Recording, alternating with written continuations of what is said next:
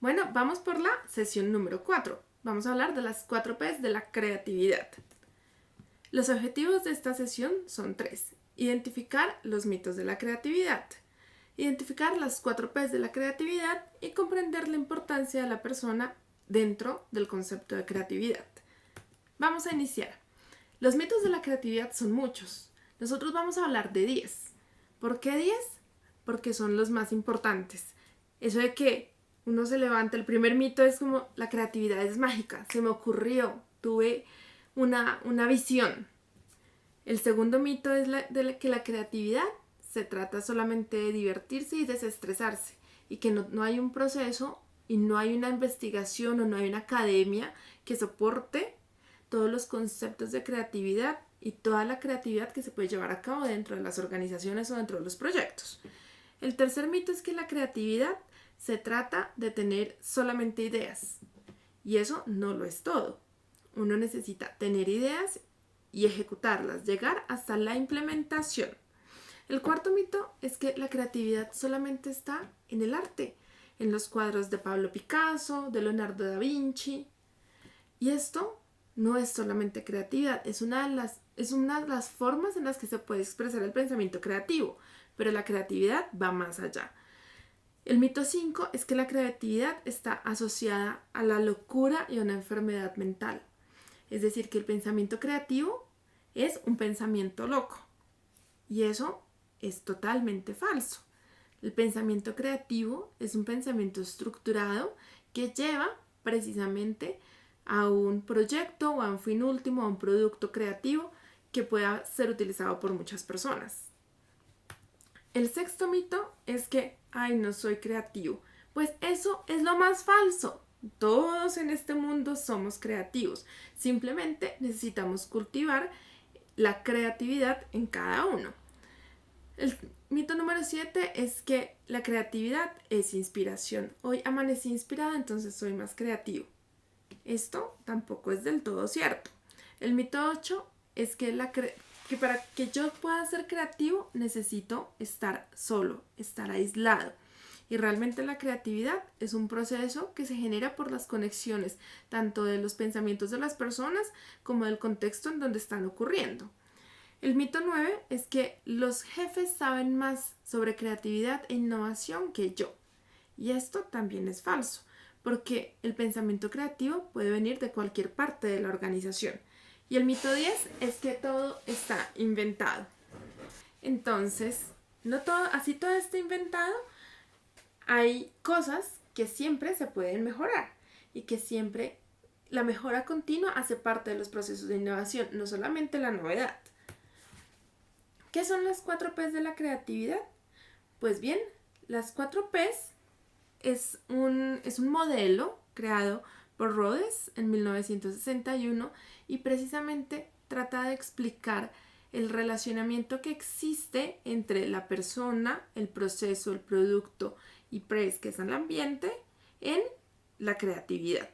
Resulta que cada una de estas variables puede manejarse de manera independiente y han sido estructuradas de manera independiente, pero solamente se dice que están aportando la creatividad cuando trabajan todas en conjunto.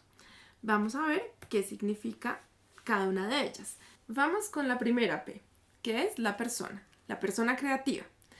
Esta tiene una ecuación. Como una matemática, tiene una estructura. Y depende de qué. Entonces, la persona creativa, ese pensamiento creativo, depende de la función de quién. De la actitud, del conocimiento, de la imaginación y de la evaluación. Yo puedo tener una actitud súper chévere y ganadora para hacer un proyecto, pero si yo no sé de ese tema, pues no voy a poder dar ningún aporte. Yo puedo tener la mejor actitud para ayudar a que un proyecto en temas de petróleo se dé, pero resulta que yo no tengo ni idea del petróleo. Entonces mi conocimiento, como es limitado, va a limitar las posibles ideas que pueda dar respecto a la creatividad, respecto a las soluciones creativas. La imaginación es muy importante y esta es la que nosotros debemos cultivar por medio de ejercicios, de juegos, de estar pensando de manera distinta. Por ejemplo, esta es una invitación a que ustedes empiecen a pensar cómo, por ejemplo, podrían utilizar una bombilla de 100 maneras distintas. O cómo podríamos utilizar hoy un celular que no fuera solamente para llamar o para escribir. O cómo podríamos utilizar un libro para hacer miles de aviones y de diseños, estructuras, etc. Entonces, la imaginación es la parte de la creatividad que nosotros podemos entrenar. Y es la que de pronto desde que somos muy pequeños nos empiezan a cortar. Entonces la invitación acá es que la sigamos entrenando por medio de distintos ejercicios. Y la evaluación es porque las ideas tienen que, la creatividad genera ideas y esas ideas que son soluciones a problemas tienen que tener algunas métricas. Nosotros debemos medir qué tan buena es esa idea, qué tan viable es, qué tan factible es y qué tanto le sirve a la sociedad. En esos tres puntos es que nosotros hacemos una evaluación de una idea. Entonces la creatividad, siendo en la persona una función de conocimiento, de actitud, de imaginación y de evaluación, estas son variables que necesitamos empezar a trabajar en cada uno de nosotros, desde la perspectiva de la persona. Sin embargo, la actitud de por sí sola también depende de otras cosas. La actitud depende de la visión, de la práctica deliberada y de la motivación intrínseca, es decir, de aquella motivación que me sale de la panza, de que porque me obligo, porque yo estoy feliz de hacer esto. O sea, esa motivación intrínseca es la que va de acuerdo a mis valores, de acuerdo a mi personalidad, de acuerdo a mis propósitos. Y por eso es que muchas personas nos encontramos aquí hoy construyendo país. O sea, esto que estoy haciendo hoy de compartir con ustedes mi conocimiento y de dejar un poquito de mi conocimiento en cada uno de sus proyectos hace parte de una motivación intrínseca porque se conecta con mi propósito de vida. Entonces, cuando nosotros conectamos nuestra actitud con nuestro propósito de vida, con nuestra visión para poder llegar a dar buenas soluciones y con nuestra práctica deliberada, simplemente vamos a conseguir muy buenas soluciones en torno a la creatividad. La creatividad generalmente cuando uno empieza a trabajarla ya de una manera mucho más estructurada, académica, con profesionalismo, más allá de pensar es que necesito pensar algo creativo, pensémonos lo más loco, sino empezar a hacer mediciones de esas ideas, de cómo vamos a estructurarlas, pues de generar un sistema para que una organización o para que nuestros proyectos o para que nuestro territorio se comporte de manera creativa. Entonces es la manera en la que vamos a lograr avanzar hacia la innovación.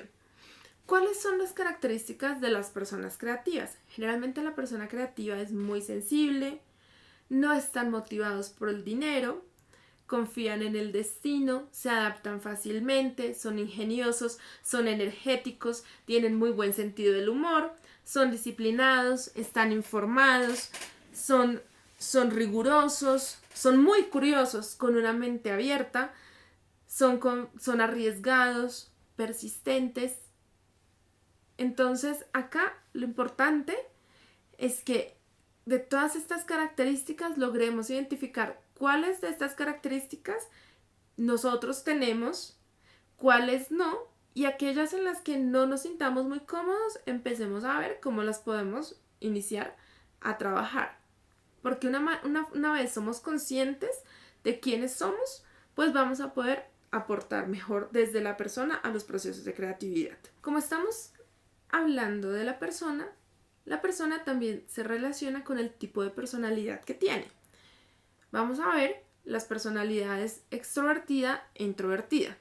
Las personas extrovertidas generalmente son mucho más abiertas al cambio, toman decisiones muy rápido, tienen una capacidad de hablar y de comunicarse muchísimo más, de manera más eficiente que las personas introvertidas.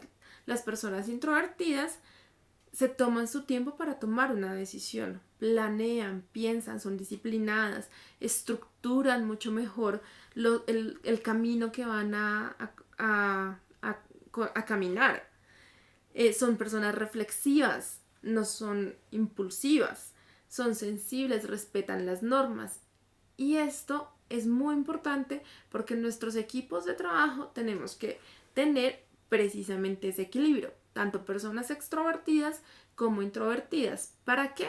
Para poder tomar mejores decisiones, para que cuando llegue el momento de tomar una decisión en función a qué es lo que se va a hacer en el proyecto, nosotros con una persona extrovertida la decisión posiblemente la pueden tomar en segundos, pero no puede ser, no necesariamente es la mejor. Mientras que en el diálogo entre estas dos personalidades se pueden llegar a muy buenas conclusiones. ¿Esto por qué es importante? Porque eso se relaciona también con los tipos de pensamiento. Y hay dos tipos de pensamiento en las personas. Tenemos tipos divergente y convergente. Entonces, cuando nosotros hacemos un pensamiento divergente, lo que estamos buscando es simplemente idear, dar ideas, pero muchas ideas sin reconocer y sin darnos cuenta que esas ideas sean las más importantes, las más necesarias, las que se puedan llevar a cabo. El objetivo del pensamiento divergente es la cantidad de ideas más que la calidad de las ideas. En este caso, en el pensamiento divergente no necesitamos diferir en el juicio, no es necesario pensar si eso es viable, si eso es ético, si eso vale la pena, si es costoso, simplemente damos ideas. Tratamos de hacer conexiones con otros tipos de soluciones o con otro tipo de situación que se parezca y que la podamos traer a el momento en donde estamos trabajando esta divergencia. Y casi siempre en el pensamiento divergente tratamos de buscar cosas muy novedosas, cosas disruptivas, distintas a lo que se está haciendo en lo demás. Mientras que en el pensamiento convergente ya nosotros empezamos a trabajar de manera mucho más tipo embudo, donde todas estas ideas gigantes, el número, cantidad, si se valieron 100 ideas del pensamiento divergente, empezamos a organizarlas y a ponerlas en algo más pequeño. ¿Para qué? Para poder aplicar juicios afirmativos. Por ejemplo, ya pensar un poco más en la ética de esas soluciones o de esas ideas que tenemos. Es importante siempre mantener viva la novedad, mantenernos enfocados en que esa solución sea factible, sea viable y sea deseable y que se relacione con los objetivos que hemos planteado inicialmente en nuestro proyecto. Uno generalmente en estas fases, tanto de estos tipos de pensamiento, hace los dos ejercicios. Hace un ejercicio de divergencia y después hace un ejercicio de convergencia. Esto lo van a ver más adelante a profundidad cuando estén en el módulo de creatividad e ideación con el profesor Andrés Bernal. Luego, ya entonces con esto terminamos nuestra primera P. Vamos con nuestra segunda P, el proceso creativo. El proceso creativo precisamente habla de que la creatividad tiene una forma en la que yo la puedo llevar a cabo, como unos vagoncitos de trenes. Entonces, yo puedo contar los vagoncitos de trenes y del 1 al 5, pues voy haciendo actividades. A eso nos referimos con un proceso creativo, que tengamos un orden para poder llevar a cabo las actividades y poder llegar a un mejor resultado. Este orden, hay diferentes metodologías que se trabajan. Está una metodología que se llama Creative Problem Solving, que es solución creativa de problemas, otra que se llama Design Thinking. Y estas lo que buscan es precisamente dar un proceso, llevar a las personas por medio de un proceso creativo para que lleguen a resolver un problema. En nuestro caso, nosotros vamos a hacer una metodología estándar más que una metodología, vamos a hablar de cuál es un proceso creativo estándar, cuáles son esos pasos de ese proceso creativo estándar. Entonces vamos a ver cuatro pasos fundamentales. El primero es la clarificación. ¿Qué buscamos con la clarificación? Lo que ustedes hicieron en el anterior módulo con Hegel, de entender la problemática y de allí sacar un problema. Luego de ese problema vamos a continuar en este módulo con clarificación, trabajando precisamente la visión de futuro y planteando unos retos. Después de estos retos, nos vamos a ir a la siguiente fase, que es la fase de ideación. En la fase de ideación vamos a hacer ejercicios de divergencia y de convergencia, de lluvia de ideas y diferentes técnicas de creatividad para poder dar soluciones creativas a nuestros retos planteados. Luego vamos a ir a desarrollar esas soluciones y vamos a proponer una solución por medio de un producto, por medio de un prototipo que van a construir. Luego nos vamos a la última fase, que es la implementación, y es cómo vamos a llevar esta solución implementada, pero que genere un cambio creativo en nuestra comunidad. Para esto, en este proceso creativo, entonces nosotros en esta parte nos vamos a concentrar en la primera fase, que es la clarificación, y en la parte B de la clarificación, ustedes ya trabajaron un problema, vamos a tomar ese problema, vamos a hallar la visión del futuro y vamos a empezar a plantear el reto. ¿Para qué? Para que después hagamos ideación. Y así nos vamos por los diferentes módulos. Lo que nos espera es muy divertido. Después vamos con la tercera P. Ambiente, o en inglés se llama Press. Y es que si nosotros queremos ser creativos, necesitamos lugares que promuevan esa creatividad, espacios que lo promuevan. Por eso los ambientes creativos son tan importantes y hoy en día las organizaciones se han encargado cada vez de exaltarlos más. De pronto no estamos tan familiarizados con empresas como Google o Facebook, pero si ustedes pueden mirar en sus celulares y buscar cómo es el ambiente creativo de Google o de Facebook, se van a dar cuenta que en estos espacios son simplemente espacios abiertos donde la gente está cómoda, está trabajando de manera colaborativa, hay muchas personas de diferentes disciplinas aportando a la construcción del mismo problema, tienen espacios para comer, tienen espacios para jugar, tienen espacios para descansar y estos ambientes creativos lo único que promueven precisamente es la creatividad, porque el pensamiento creativo, como depende de la persona puede ser creativa en cualquier momento del día, no necesariamente en las 8 horas de trabajo. Es más, muchas personas necesitamos tomar una siesta después del almuerzo para poder sentirnos descansadas y poder ser más productivas. Y esos espacios de descanso dentro de esas empresas ayudan a la productividad de esas organizaciones. Es decir, en los ambientes creativos las personas se sienten motivadas para poder llevar a cabo los objetivos que tienen las empresas o que tenemos dentro de los proyectos. Y este trabajo se convierte en un desafío y no simplemente en algo que tengo que cumplir. Y eso es lo que tenemos que buscar desde el punto de vista del ambiente creativo. Por ejemplo, en el ambiente creativo nosotros necesitamos motivación y necesitamos un comportamiento para ese ambiente creativo. Por lo tanto, la motivación es lo que les estaba comentando anteriormente, la intrínseca y la extrínseca. La motivación intrínseca es la que viene de adentro de nosotros, es esa que se enlaza con nuestros valores, con nuestros juicios, con nuestro propósito de vida. La extrínseca es la que está fuera de nosotros, es decir, la que se enlaza con el dinero, con el reconocimiento, con el éxito, y esa es la que se da afuera. Generalmente, en el ambiente, nosotros conectamos esas motivaciones extrínsecas con el ambiente. Por ejemplo, ¿por qué no tener ambientes donde se reconozcan más lo que hacen nuestros trabajadores o nuestros tutores o nuestros colaboradores, ¿cierto? Sin necesidad de que sea necesariamente dinero. Entonces, organizaciones que promueven la creatividad tienen ese tipo de comportamientos. ¿Cuáles son los estímulos para la creatividad? Hay estímulos de motivación organizacional, de motivación desde la supervisión y la libertad.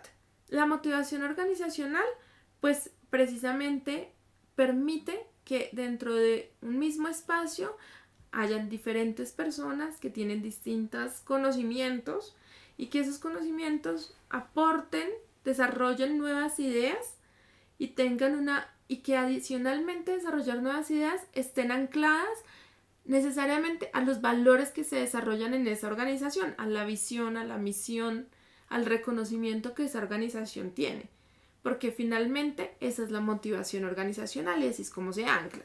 está la motivación desde la supervisión.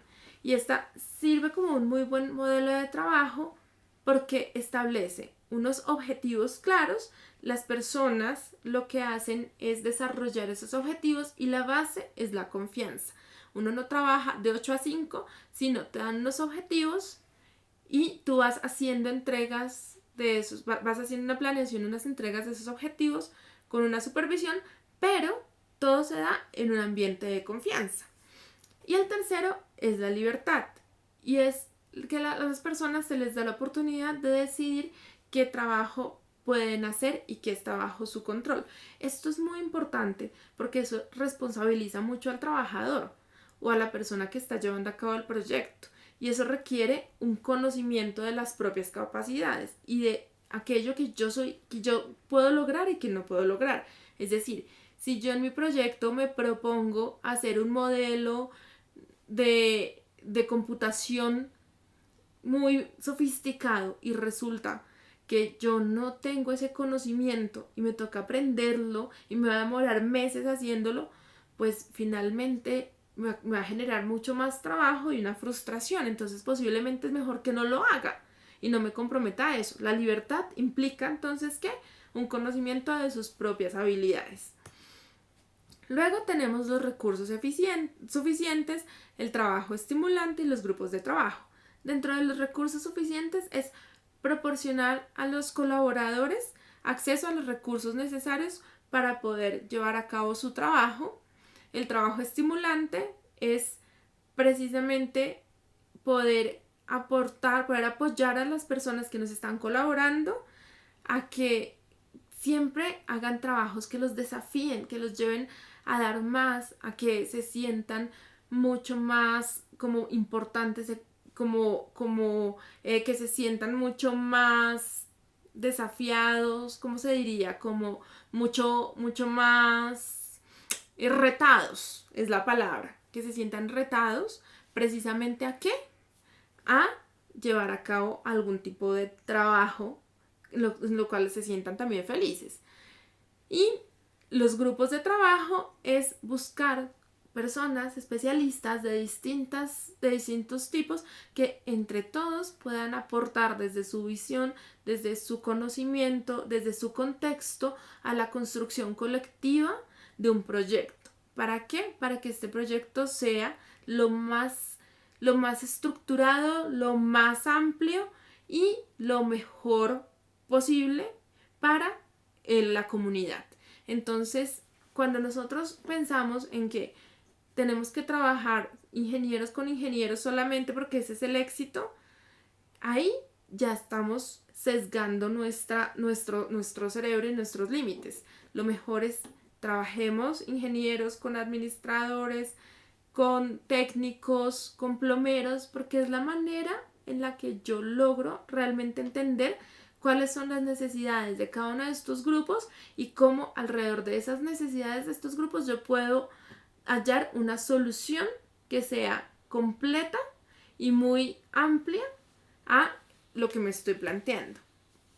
Algunas barreras que tienen este tipo de ambientes creativos son, pues, todo el tema de políticas internas, burocracia al interior de las organizaciones o de los proyectos, la falta de control en los mensajes no verbales, la falta de compromiso por parte de los trabajadores. Eso es muy delicado acá en Colombia porque nosotros en Colombia estamos muy acostumbrados al trabajo de 8 a 5 y lo que requieren hoy en día el trabajo por proyectos no es un trabajo 8 a 5, sino un trabajo de objetivos en donde yo me tengo que comprometer y disciplinar mi tiempo para llegar a cumplir esos objetivos en el tiempo en el que me lo estoy proponiendo. Y eso requiere una responsabilidad muy amplia por parte del trabajador. Así que yo creo que esa es una de las barreras más importantes. Y eso conlleva pues precisamente a que muchas veces si no me sé organizar y no me sé manejar, pues voy a tener sobrecarga en el trabajo. O sea, si yo me quedo dormido 3 días a la semana de los 5 que debo trabajar y trabajo 2 días, pues esos 2 días voy a estar trabajando 24 horas. Y eso ocurre porque no hay una disciplina para el trabajo dentro de una organización creativa.